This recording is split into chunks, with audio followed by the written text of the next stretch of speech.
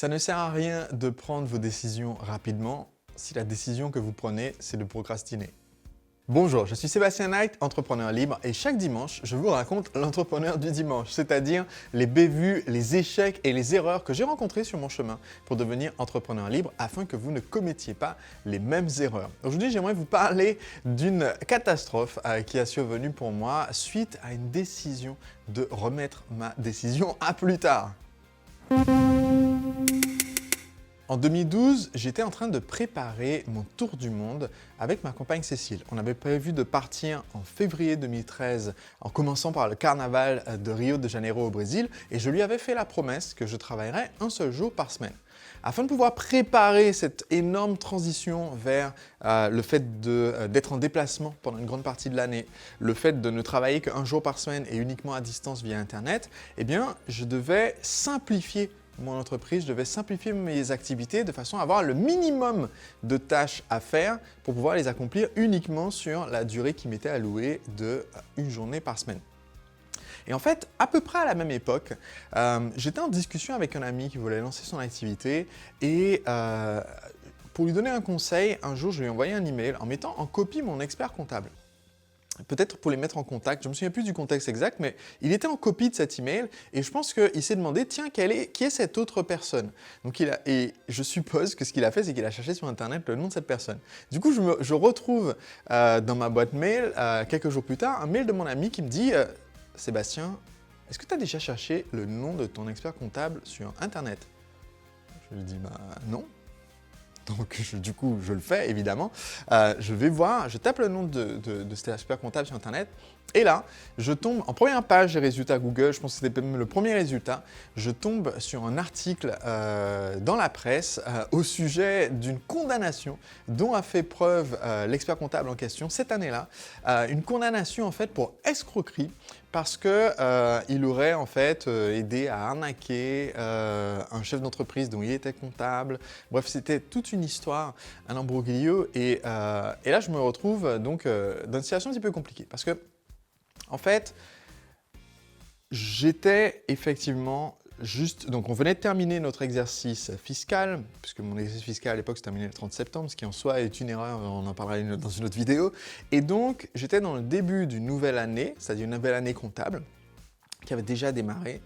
Quand j'ai vu cette nouvelle, je me suis dit, bon, bah, il faut que je change d'expert comptable. Enfin, je ne peux pas garder un prestataire dans lequel j'ai pas confiance et ça a été prouvé par la justice que ce mec-là était louche. Donc je me dis, ok, il faut que je change de comptable. Seulement, on était déjà dans l'année, était déjà entamé. Changer de comptable en cours d'année, c'est toujours un petit peu compliqué parce qu'après, il faut que les deux comptables échangent pour que toutes les informations passent, etc. C'est compliqué. Donc j'avais ce problème et j'avais aussi le problème que faire la transition de changement vers une nouvelle entreprise de comptabilité, la trouver et ensuite faire le transfert, juste à quelques semaines de partir et être à l'étranger injoignable quasiment pour ça, je me suis dit mais c'est quasiment impossible. Donc ma conclusion a été de me dire, puisque je ne peux pas transformer là tout de suite, tout changer dans l'entreprise et trouver ce nouveau comptable et changer tout, ce que je vais faire, c'est que je vais rester une année de plus avec cet expert comptable.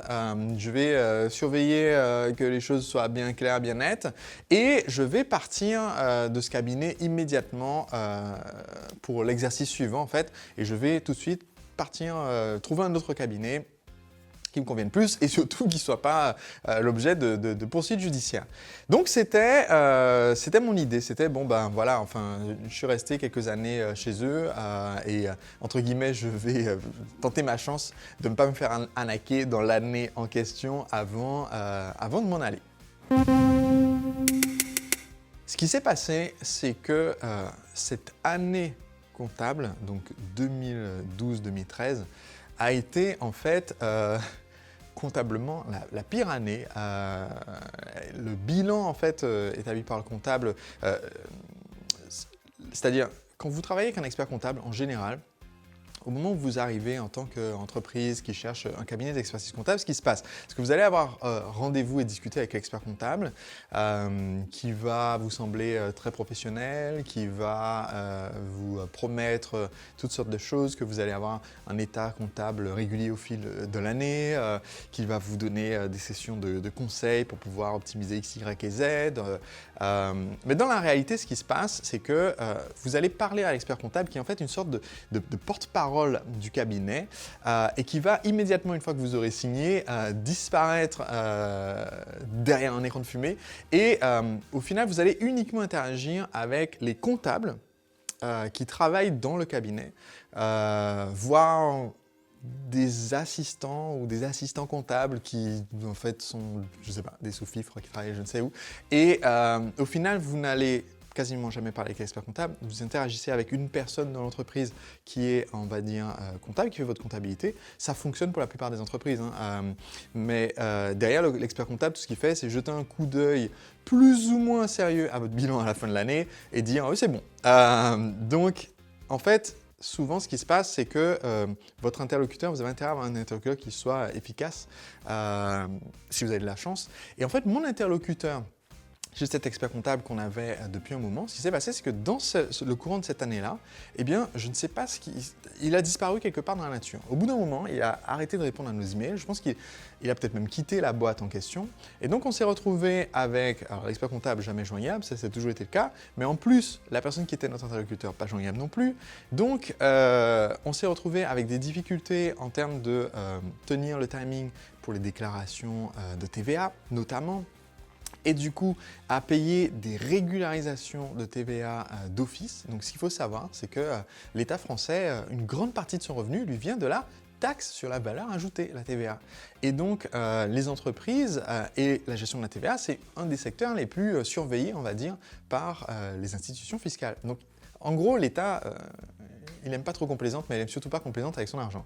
Et donc, même si vous ne lui devez pas d'argent, ce qui était mon cas, quand vous utilisez par exemple une plateforme comme ClickBank, ClickBank est basé en Néerlande et ce qu'ils font, c'est qu'ils facturent la TVA à vos clients, ils reversent la TVA à l'État, donc la TVA a bien circulé, a bien été reversée à l'État, mais comme ClickBank est à l'intérieur de la communauté européenne et que quand vous refacturez ClickBank pour récupérer le prix de gros sur vos ventes, eh bien, comme ils ont un numéro de TVA,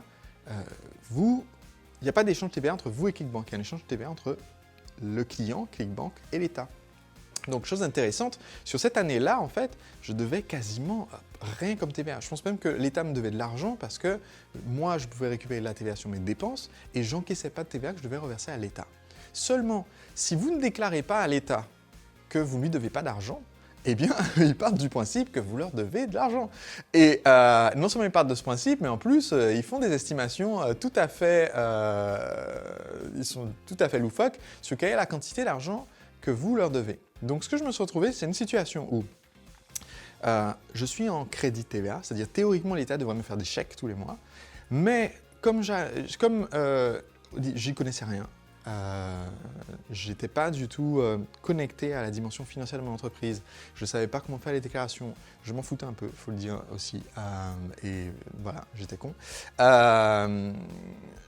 On pourchassait le comptable, etc. Les choses étaient faites en retard. Je me suis retrouvé en fait à payer entre guillemets des amendes, à payer des montants d'office réclamés par l'État. À les payer parce que, en plus, j'avais reçu le conseil, qui est un très mauvais conseil, oui, mais de toute façon, il vaut mieux payer d'abord et puis après discuter parce que comme ça, on évite d'avoir un contrôle fiscal ou quoi que ce soit. Vous aurez quand même un contrôle fiscal et on ne vous rendra pas votre argent. Et donc, au terme de cette année-là, en fait, rester en fait chez ce cabinet m'a coûté des dizaines de milliers d'euros de régularisation TVA de sommes que je ne devais pas, que j'ai dû payer. m'a coûté une quantité de frustration incroyablissime. Et en plus, pour établir le bilan de cette année-là, sachant qu'on avait déjà du mal à contacter le comptable et qu'en plus on partait vers un autre cabinet, donc il n'avait aucune raison d'essayer de nous fidéliser ou de nous récupérer notre confiance, ça a été une expérience atroce, basée sur cette petite décision que j'avais fait à la base de me dire, en fait, je ne veux pas me prendre la tête là juste avant le voyage, ça peut toujours attendre un exercice de plus.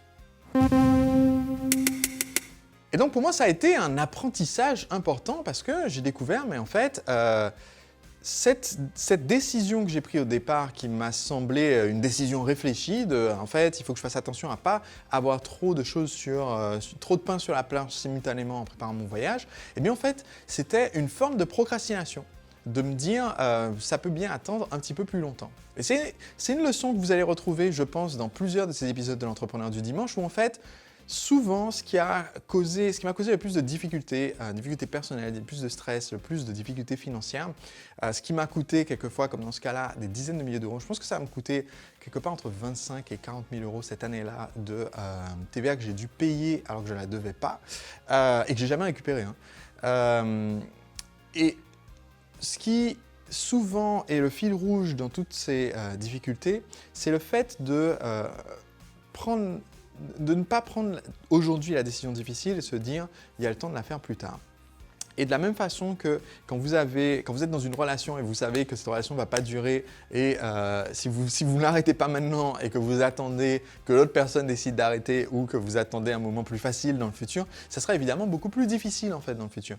Et il faut en fait être conscient de ça, même quand il s'agit de prestataires, même quand il s'agit de prestataires importants et cruciaux dans l'activité comme un comptable, que de se dire en fait si ce n'est pas, on n'a pas une adéquation, ce que nos amis anglophones appellent un fit, à long terme, alors il vaut mieux arrêter tout de suite, même si ça ajoute quelques difficultés pour arrêter tout de suite. Et si vous faites ça, eh bien, si vous prenez l'habitude d'amputer dès que la gangrène commence à se signaler, eh bien, ça vous permettra de continuer à prospérer et d'éviter des handicaps pour le futur. On se retrouve dimanche prochain pour une autre histoire de l'entrepreneur du dimanche. D'ici là, si vous n'êtes pas abonné pour recevoir ces vidéos, je vous mets un lien dans la description de l'épisode d'aujourd'hui. Comme ça, je vous envoie gratuitement les épisodes chaque dimanche. Et si vous n'avez pas encore lu mon livre « Le secret des entrepreneurs libres », sachez qu'en ce moment, je vous propose de commencer votre lecture gratuitement. Tout ce que vous avez à faire, c'est de suivre les instructions qui sont aussi dans la description de l'épisode d'aujourd'hui.